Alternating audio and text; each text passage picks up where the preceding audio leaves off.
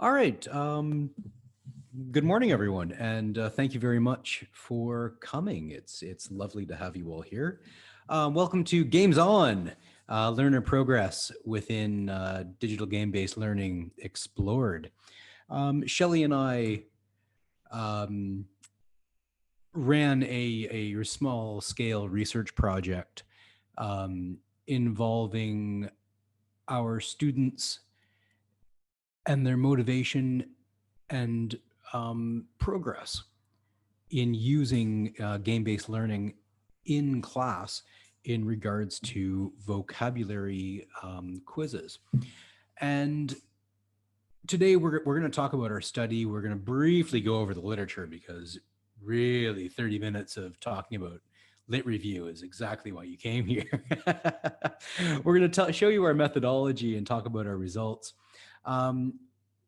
We're going to focus more on discussion and how this applies to our current situation, where as many of us are either doing blended learning or full-on online distance learning, and how we can apply that to our situations. We're going to talk about the limitations of our research study and where we'd like to go in the future. Hopefully we'll have time for questions, and if we do, we'll actually launch some games. It's always a surprise how many people have never actually played Kahoot or or haven't seen Quizlet. I don't know if we'll be able to run that today in a Zoom meeting, but we'll give it a try.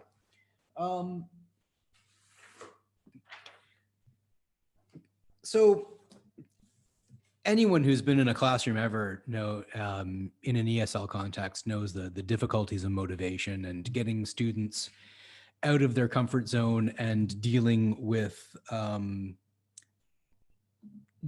new spoken items, getting out of their phones and into a learning mode where they're actually studying, learning, acquiring language. You know how difficult this can be. You know how boring a book can be.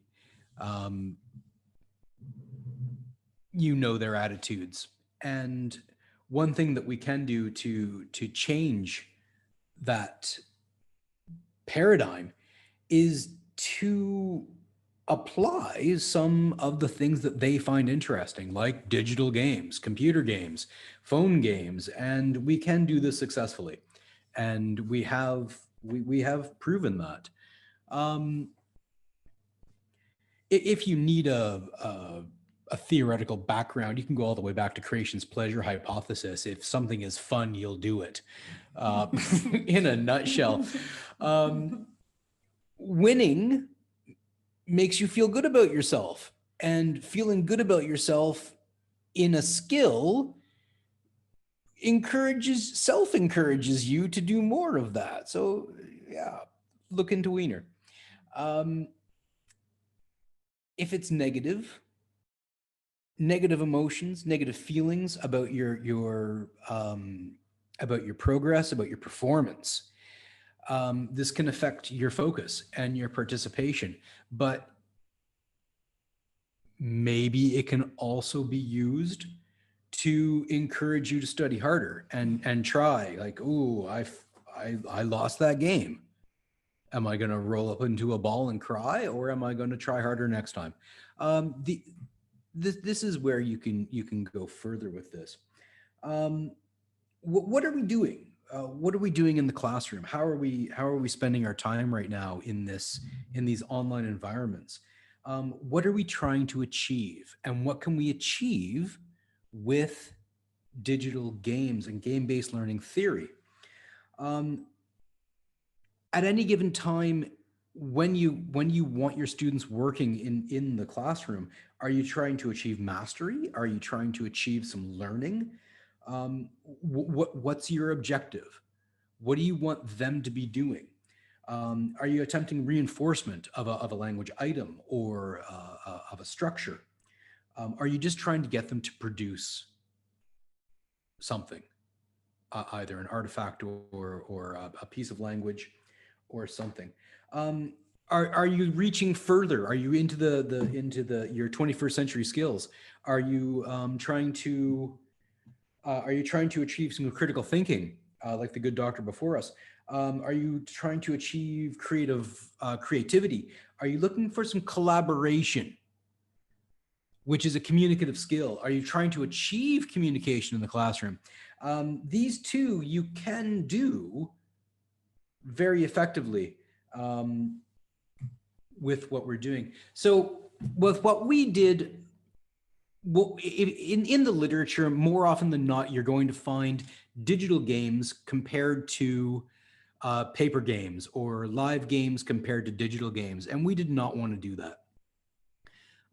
We didn't want to compare new over traditional or vice versa. We wanted to look at elements of digital games compared to each other. And not just play a game, how'd you feel? Because so much of the literature is just, oh, we played a game in class and then we gave them a survey and asked how they felt. Like, ooh, it was fun. Okay, great. Can we go further than that? Yes, we can. And yes, we did. So what we did was we had some questions. We had 3 different games or gamified activities. And which one did the students find the most fun? Which one the most boring? And that we did measure by a qualitative survey. But then we asked which game did students learn the most from, which they learned the least from. And we measured this by doing surveys, but also by balancing this against their weekly vocabulary tests. And there were six vocabulary tests and over 6 weeks. So we had 40 participants, 18 female, 22 male. It was a 6-week cycle. Over the course of a week, on Sunday, the vocabulary was introduced. On Monday, they played Quizlet Live. On Tuesday, they did Blackboard Learn adaptive release tests, which I'll describe in a moment. On Wednesday, they played Kahoot, and then on Thursday, they did the quiz. Throughout the week, they had constant access to the information. They had the vocabulary list. They had it translated for them ahead of time. All of this was available for them to study to their heart's content. They had open access to the Blackboard gamified adaptive release tests. And at the end of week 6, they did a survey. And this is what we did. So I'm sure you're familiar with Kahoot. If we had a full hour, we'd be running this in and having fun. If you haven't played Kahoot, then you should. Our Blackboard Learn game looked like this. It was very bare bones. It was multiple choice. It was basically a multiple choice practice test, but it was 4 practice tests that were linked together. And the first one was 10 questions. You had to score 80% to open the next one. And this is the game element that we used. You had to achieve a result to open the next level. And so there was progression. And so the first one was 10, the second one was 10, the last one was 15. Oh, 35. Same number of questions on the actual quiz at the end of the week. And if you achieved 80% on the first 3, it opened up the full practice test at the end. And sometimes there'd be a video would open up as well. You'd unlock content, which is a thing the kids love. Quizlet Live, many people still have not tried Quizlet Live or know that it exists. You get your item question, and this is this image is from the website. It's the old version, where the original version, where you play on a team and you have to communicate with your team. But recently they've put out a new version where it's individual based, and this works great in an online class. So, Miss Lawson. Okay, so you can look at these yourself in more detail. These are the affordances of the games that we used. Kahoot could be played individually, but it had to be teacher-led. The goal was to win the game. There were some game elements like music, graphics, and so on. And for the researcher, you can download data in Excel files.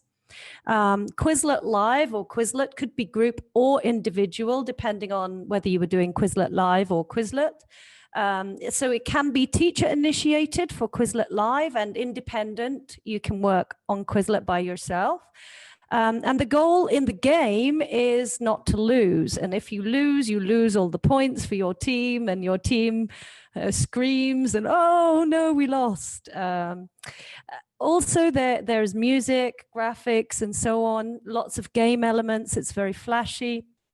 But there are no downloads available. So if you're trying to research it, it can be a little bit harder. You actually have to go and record each thing one by one yourself. Then our Blackboard adaptive release tests obviously were individual. They were independent. They could go by themselves and do them. And the goal was to get 80%, as Adam said. But again, there's no music or special graphics. What we did was to include video and audio rewards. So when they scored 80%, they would it would release some fun content, some silly fun content, and they could just play it. So that was our gamified element. And the data, again, was available in Excel. Yeah, just to let you know, Quizlet and Kahoot have changed their gaming capabilities. Kahoot can now also be self-access, and Quizlet now allows for a single player mode, as Adam mentioned. Hopefully we'll get time to play a Kahoot at the end. If not, you can do it by self-access. Let's move on to the results. So first of all, this might be unsurprising for you. Kahoot was the most popular among students, and the others not so much. Okay, that was the most fun. The most boring was, surprise, surprise, Blackboard, because it didn't have as many game elements, possibly. The interesting results come from the questions about learning. Which game did you learn the most from? And this is from the survey, what the students thought. They thought that Quizlet was the most, I suppose, the most valuable in terms of learning. However, when we looked at the correlation between the quiz grades and Quizlet, there was actually no correlation whatsoever. So the students' perception that they were learning was not necessarily so. On the other hand, when we asked, which game did you learn the least from? Their answer was Blackboard. Okay, and guess what? When we checked the correlation of the quiz results and participation in Blackboard, there was a significant moderate correlation between the two. So although students thought that they weren't learning very much, they possibly were learning more than they thought. Okay. Another interesting result, when we looked at students who scored under 60, most of those students preferred Kahoot and Quizlet, and none of them liked Blackboard. However, when we looked at students who scored over 60, they seemed to like more games across the board. So, so that could be something to consider. You know, those low-scoring students are liking those games with more game elements, and the high-scoring students maybe just enjoy the entire thing, even Blackboard perhaps more than the others. When we looked as well, this might seem like a rather obvious result, but when we looked at the quiz grades and the wins, the scores in the games, those students who were winning in the games were also scoring, getting high scores on the quizzes. Okay, so those doing well on one were also doing well on the other. In addition, also perhaps expected, the participation in the games correlated with a higher score on average. So if students were participating in the games, then they were actually scoring more in them. So participation equals high scores in all the games equals higher scores on the vocabulary quiz. Okay, so these are our general results. This is a summary. For research question 1, so which games were the most fun? Kahoot was the most fun and Blackboard was the most boring. And students who scored under 60 preferred those games with lots of game elements. Students who scored over 60 liked games across the board. For research question 2, I can't remember what research question 2 is. Students who won Quizlet and Kahoot did well in exams. Oh yeah, so maybe correlation with learning. How much did they learn? Right. Students who won Quizlet and Kahoot did well in exams. Students who thought they learned most from Quizlet, they thought they learned most from Quizlet and least from Blackboard, which wasn't actually true because Blackboard showed a significant moderate correlation. The participation showed a correlation with exam scores, but the other games didn't. And participation in the games showed a correlation with winning those games as well. So that's just a summary. So things to think about. If students who scored lower on the exams liked all the games with game elements, then how can, for example, Blackboard adaptive release tests be sort of gamified more? Can we make them more fun for students? How can we support those students and get them to participate more so that they can experience success like the other students? Also, this leads to questions about self-report, and this comes back to a lot of the research where the research is saying, oh yeah, these students report having fun with these games. They report learning. They say they're learning. Well, in our case, the students thought they were learning when they weren't necessarily, and they thought that they weren't learning when they were. So can digital game-based learning actually be accurately assessed by self-report? Is self-report accurate? And students could be led to reflect on that. You know, are they confusing learning with motivation? It might not be the same. You know, what they are motivated by isn't necessarily the same as learning something. Maybe they feel that it is. Maybe it's more to do with social learning than formal learning. And also, you could consider the activity type. I mean, the reason that Quizlet might not have been so successful is because students accessed English-Arabic translations mainly, and not the sentence gap fills.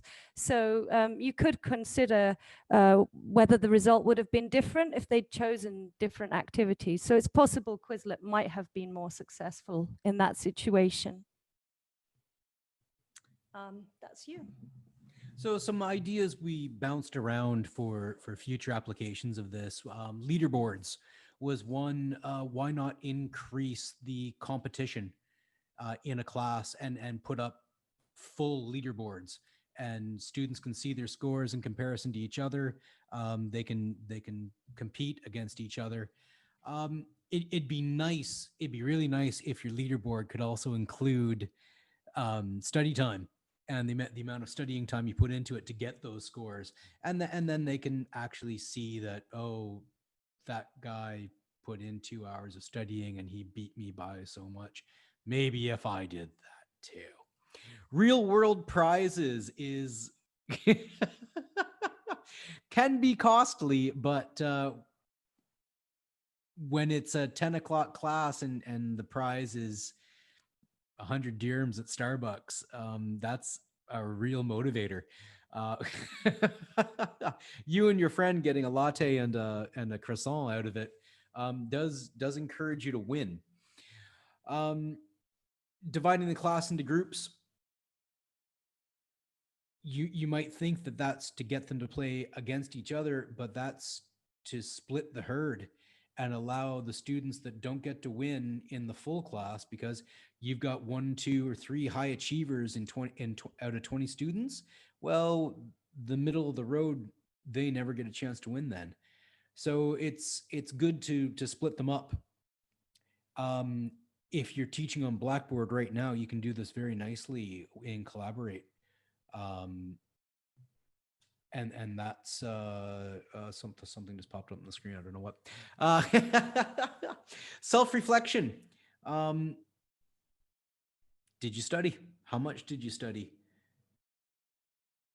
What were your results? Can you get students to connect these ideas together, and realize what they're doing and what they're not doing?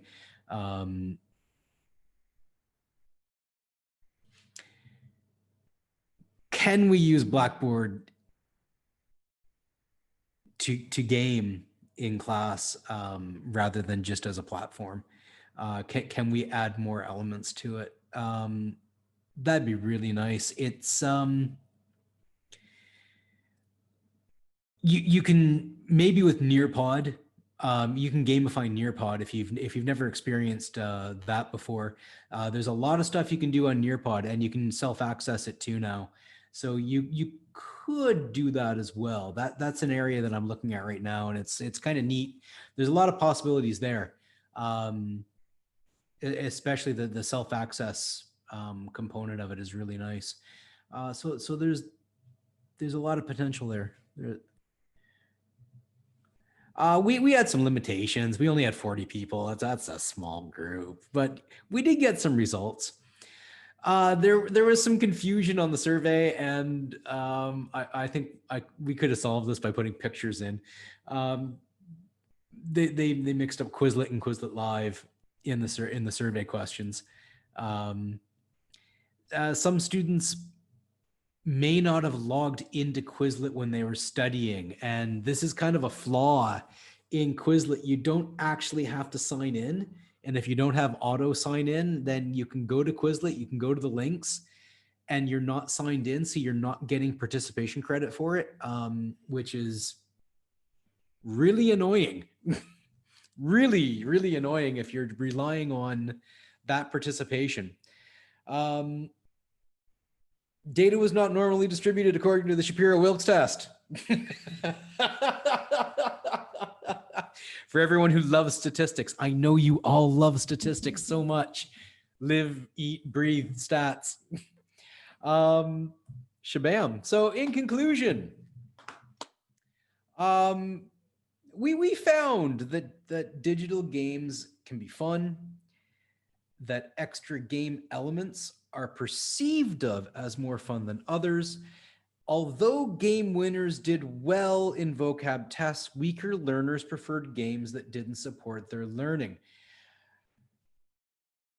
And it's pushing me to a stance where content is still king, and your games have to have the content. But to lure them in, if you're going to use a digital game to lure learners in, then you need the glitz and the glamour. You need the razzle dazzle. You've got to have. There's a term in World of Warcraft.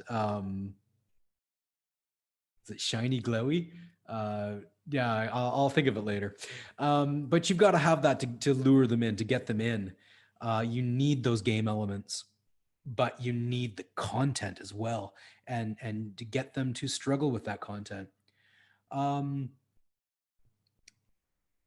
It's not always fun games that support learning, in spite of what students may think.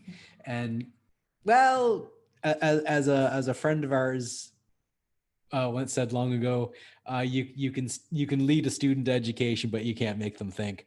But maybe we can. Maybe we can trick them into thinking. That'd be great fun. So yeah, I guess we should. How are we doing for time? Yeah, we've got 6 minutes. You have 5 minutes. Great, thanks, Christine. Sorry. That's okay. Should we go back and take any questions? I think questions is more important. Yeah, okay. Let's get questions then. And we should check the chat because we didn't pay any attention to the chat because we're bad people. Chat there. I have a question. What was your Kahoot game on? The same. Sorry, since I cut it off, but I'm still curious. Okay. Oh, it was the same material. So the Quizlet, the Blackboard Learn, and the Kahoots, it was all gap fill sentences with options to put the correct vocabulary in.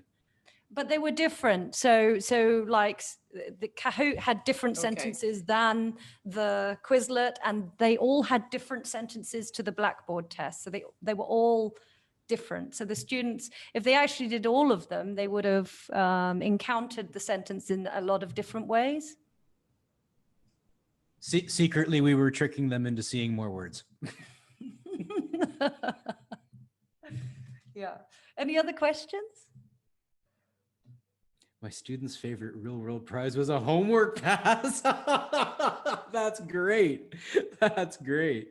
Thank you very much. Pamela, yeah. Okay.